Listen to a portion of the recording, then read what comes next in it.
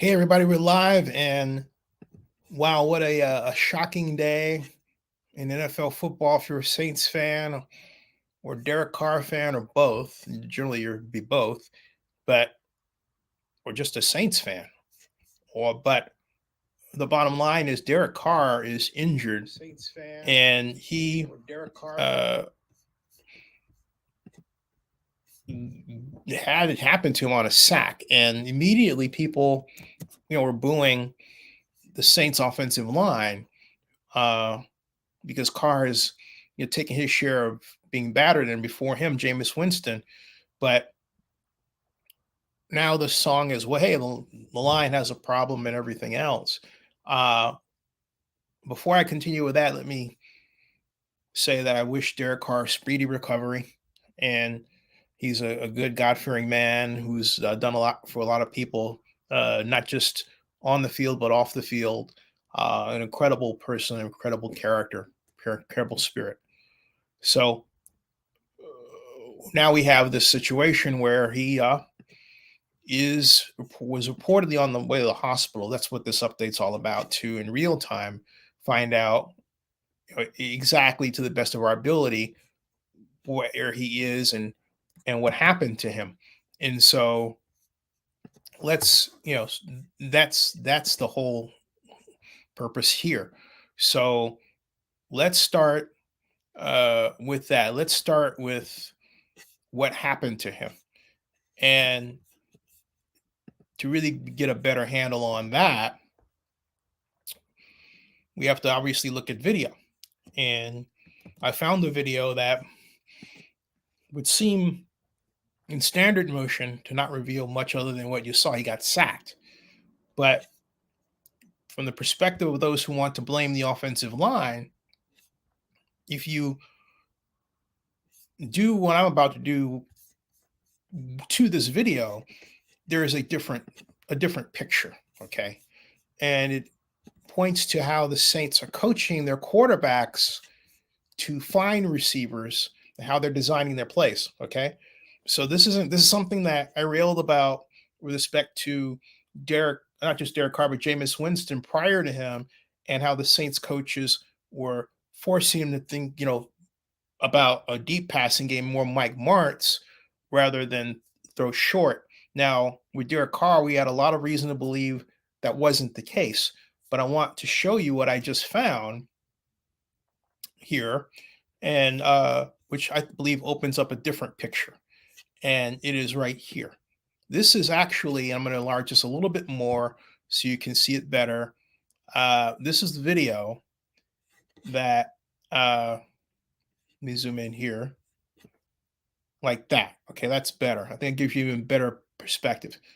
Obviously, that's number 4, Derek Carr, back to throw. And look at the protection around him, okay? This right here, it begins to break down. But look here. All right, I believe that is our great Jimmy Graham running a crossing pattern. And it's not Taysom Hill, just by the looks of it. I can't see the number, but the stance is Jimmy Graham. But point is, he's there and he's open. Now, if you let the video run a bit, if you play it from here, this is what happens is, all right, look,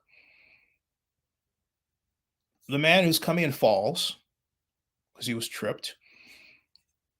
Carr has not cocked his arm to throw here, all right, which would be there, leading him because he's going this direction. And if you take another look at it, it's clear that he was looking for somebody else because Derek had enough time to make this throw. He's still going this direction, but Derek doesn't make that throw. And meanwhile, the pocket is collapsing around him. Okay, so it's clear that, right? And he gets sacked. So what this tells me is that Derek was looking for somebody else to throw to. And I have to have another view of that play to determine who that somebody else was rather than guessing. But the bottom line is, regardless, Derek Carr didn't let the play work for him. You understand? Derek Carr didn't let the play work for him. So this runs counter to the idea that, hey, his offensive line failed him, because the reality in today's football, it doesn't matter if it's NFL or college level, is you have a lot of great athletes on both sides of the ball. And you can't say to your offensive line, I want you to block forever.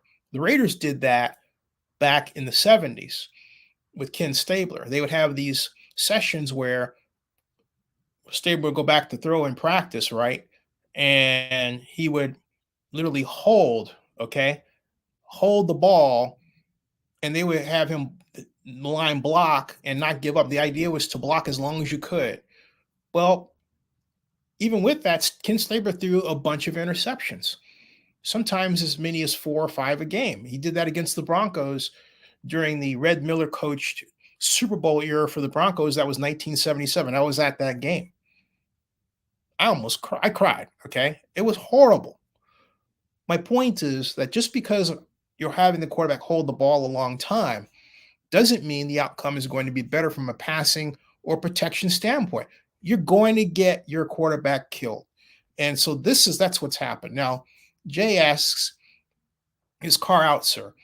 And let me get the update right now with that.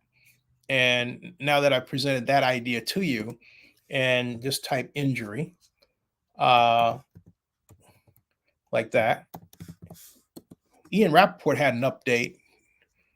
That's one video you just saw. So let me switch over to latest here, like so. And these are just general points here. Derek Carr injury update. Saints QB taken the hospital for tests. This was a minute ago. This is repeating somebody else's news. After shoulder injury versus Packers, according to reports. Then it, of course, Saints in the lead for most of the game, as you can see. But thanks to an injury to QB1 Derek Carr and a breakdown on the defensive side of the ball, Saints fell to 2-1, no word on Carr for the future. But if Jameis can calm down, he'll be okay. Jameis Winston came in and look, he went cold start. Got to give the man a lot of credit. Cold start, went 10 of 16 for 101 yards, no interceptions. All right, no interceptions. No touchdowns, but no interceptions. He played an efficient field general manager game that got the Saints to a place where a 46-yard field goal should have been a chip shot. And if you take a look at the distance, it was. But he went it off to the right. And I really believe that letting Mr. Let's Go was a gigantic mistake. Whatever that was really about, I don't know. But they're paying the price for it because he doesn't miss those kicks. So at any rate, we've got, let's see here, more updates here. And no season's not over. They're still 2-1 and welcoming back one of the most dynamic weapons week 4, Kamara. And we'll have a full week of practice. The Derek Carr injury sucks, but with an easy schedule, blah, blah, blah. Okay, that doesn't give us the update we want. Injury, let me just type update. UPDA update. And update, there's our update here. Let's pick top. And Saints Derek Carr is questionable with return to shoulder injury. He's the locker room. Jameis Winston's in. We knew that. That was an hour ago. That was 2 hours ago, excuse me. And next Derek Carr injury update is going to hit like the foot that kicked the stool. And we're 34 minutes later. We're all waiting on that update. This is all of us, okay? Yeah, this is all of us. That's a great tweet. That's September 20th. Another one from 2 hours ago. I'm looking for something that's more recent. We've got 2 hours. Seen walking toward the locker room, minimal right arm swing, but not braced. Unlikely a fracture or dislocation. Going to make an educated guess on it being a grade 1 to 2 AC sprain. Throwing down onto his right side, concern for right AC sprain, clavicle injury. He was in a good amount of pain. I expect Jameis Winston to play the rest of the game. Uh, and so that's another shot at what happened there. I'm going to let that go for copyright reasons because it's a video outside 3 seconds they get you. Uh, and we're working on it. Derek Carr is getting x-rays on his shoulder. He's questionable to return. We knew that part then. That was 2 hours ago. We go back to the latest, see if we get anything beyond that. How about Derek Carr Hospital?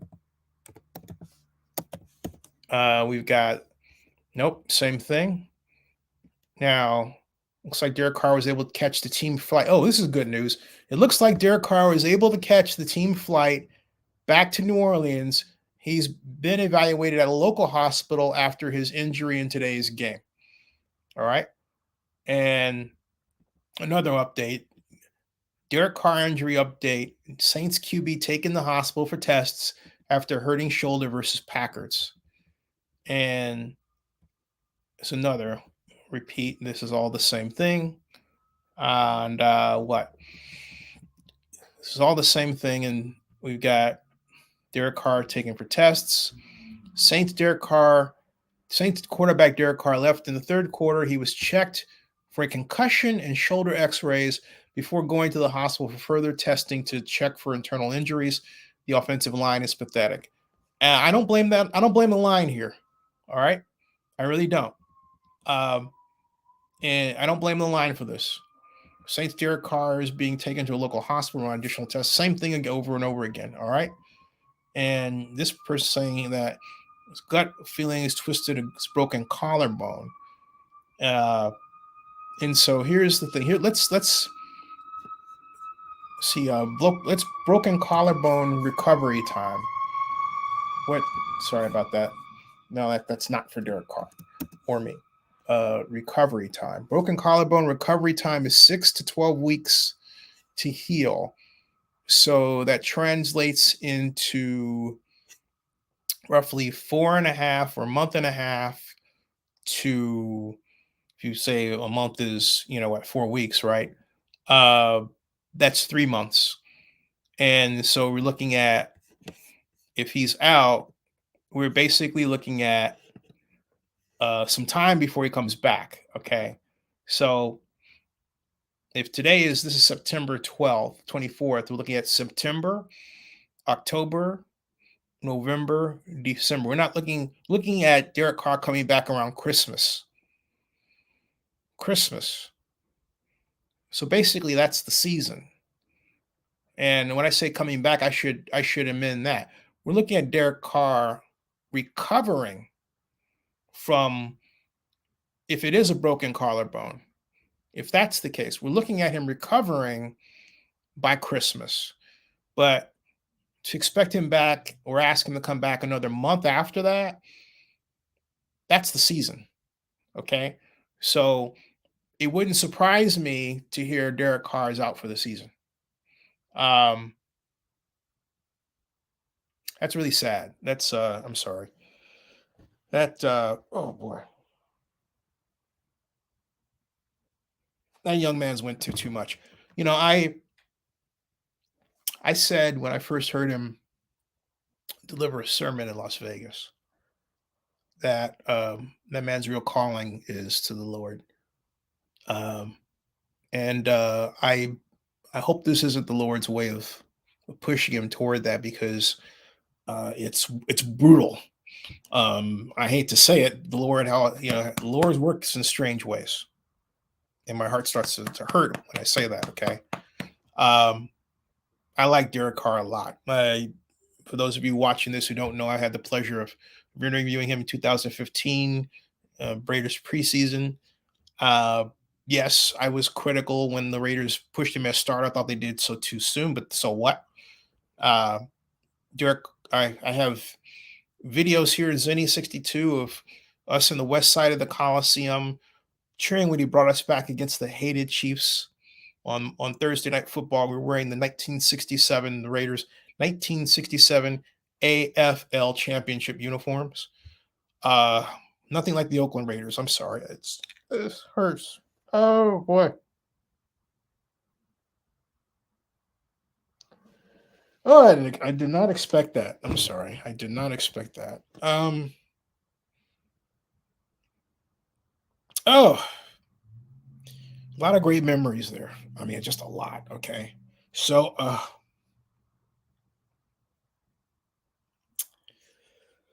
phew, oh, wow. I wasn't ready for that one. Woo. Oh, boy. Was not ready for that one. He's a good man who deserves better, than his fate. And it wasn't, but I have to say, in fairness, it wasn't the line. The Saints coaches have to do a better job of getting their quarterbacks to check down. All right. And what I'm showing you here, back, excuse me. Phew, wow, I wasn't ready for that one. Uh, what I'm showing you here back this way, okay? Right, that play. All right. I look at the tight end coming across. How can you not? Why didn't he throw to him?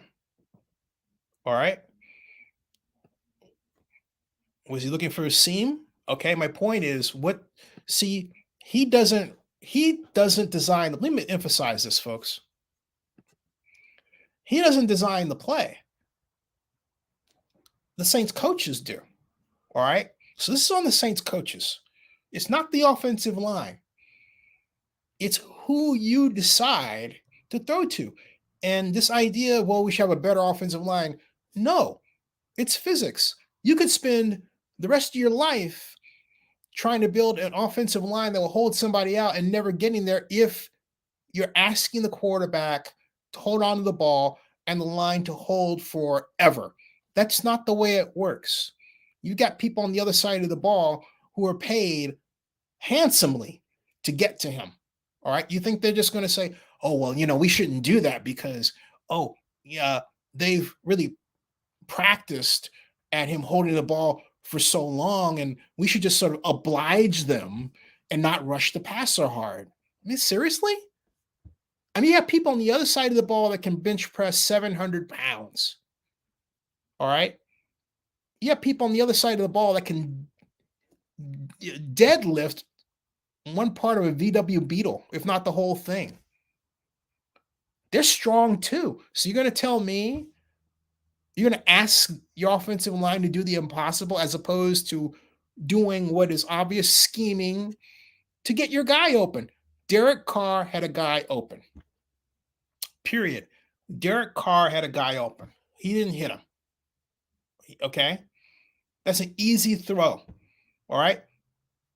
He had enough distance between the offensive line and defensive line and Jimmy Graham to make a quick throw and not get sacked. But Derek didn't do that. Okay? He says, Carr is like a deer in the headlights. Now he's back to being scared of getting hurt, like the same thing in 2016 that changed him so he would throw the ball away quickly to avoid hits and gets ruined. But here's the thing, and I agree with that because I remember I was at a couple of games then, right? But I still contend. Remember something, that was Bill Musgrave's year with him, and that was the best year prior to John Gruden that Derek Carr had statistically. All right. I was at the Jets game. We clobbered the Jets, man. Woo! Oh, it was a beautiful thing. My point is that for much of that time, Bill had Derek throwing on time, and the Saints need to work on Derek throwing on time to a check down. It sounds like the people talk about with Jameis Winston, right? But my point is the quarterback does what the coach tells them to do because they want the job. Because otherwise, the coach who has the wrong idea anyway, right? Will just say, "Well, I'll get somebody to do it the way that I want to do it." It doesn't matter whether what the coach wants is right or wrong.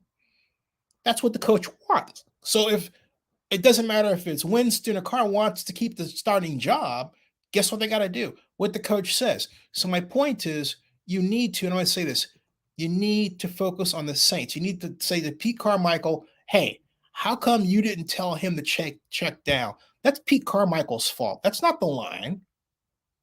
That's your offensive coordinator. Okay? What happened to all the John Gruden approaches that I saw him using in preseason? Spreading them out 5 wide, having the combination concept coverages that Gruden was known for. They had Gruden in there. All right, my friend. What the heck is going on? Yeah, Gruden's my friend. So, excuse me. It's ridiculous. This is not the offensive line's fault. It's Derek Carr being poorly instructed because, again, I don't care what anybody says. There's an open guy there.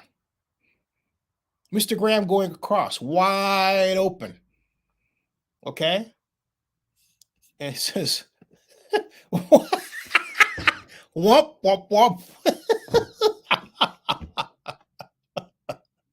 Or do you mean womp, womp, womp, womp, womp, womp, womp? I don't know, but that's funny. Womp, womp. Womp, womp, womp. Yeah, it is. It's kind of a womp, womp, womp moment. It's like, hey, I can't think, boom. It's not funny because that man's, I'm crying. I cried because the revelation that he could be out for the year wouldn't surprise me. He says, look, Carr's a veteran now, Drew says, and it doesn't have Gruden or McDaniels anymore. Just throw it and make a play. Allen isn't going to grill him for that. Thank you. Carr has always had poor pocket awareness. No excuses, please. Well, okay. My point is you got to fix that. All right. And good coaches, you can't just say, hey, good coaches make good players even better. All right. So if Carr has that problem, and he has that problem, and I know he has that problem, guess what? We fix the problem. Because otherwise, it's our tails that are on the line as coaches. All right. You can't just sit there and say, well, he's got a problem. I'll get somebody else. He does have Jameis. All right. And Jameis, as the game will show, now understands how to throw short because of his tutelage in the Saints' way of offensive thinking. All right. So is this the best thing that could happen for Jameis? I don't want to say it like that, but hey, Jameis didn't lose that game. He put the Saints in the position to win. He did what he was supposed to do. Somebody on Twitter was criticizing a throw that he missed and the short passes, and then all of a sudden you clock someone off for 28 to Olave, right? So you can't blame him. Now, again, this goes back to Pete Carmichael. Why does Pete Carmichael bring Taysom Hill in? Everybody in the stadium knows what's going to happen. Everybody, okay? They give it to him. He barely gains a yard. Barely. All right? I mean, if you're going to have that situation, why not have a kind of a flea flicker? Have Taysom at quarterback, Jameis lining up on the left, Taysom runs to the right, and then pitches it back to Jameis, who throws a post pattern to, say, Olave down the middle, or a fly pattern to Michael Thomas along the sideline, right? Plays like that. My point is, stop being predictable. So again, this is on the Saints coaching staff. The coaching staff sets the table for greatness. All right. And so it says, or yeah, I hate to put it that way since my friend's grandma just died, but oh well. Yeah, that's my point though. Everybody knows. You bring him in and it's like, hey, all right. All right. That's what happens. All right, folks. I hope I'm wrong. I hope I'm wrong that Derek is not out for the year, but we'll see. All right, folks. Hey, thank you. Subscribe to Zenny62. I'll be back with more updates on this. Bookmark Zenny62. Subscribe to Zenny62 on YouTube. Like and subscribe, please. Thank you very much. and I want to see you back. If you have any ideas, any takes you want, you're also welcome to make a special live stream visit here. I can send you a link. Let me know. All right, we'll see you all later. We're going to have a recap at 9:30 of the NFL day. The Dolphins put up 70 points on the Broncos. Woo! See you later. All right, thanks.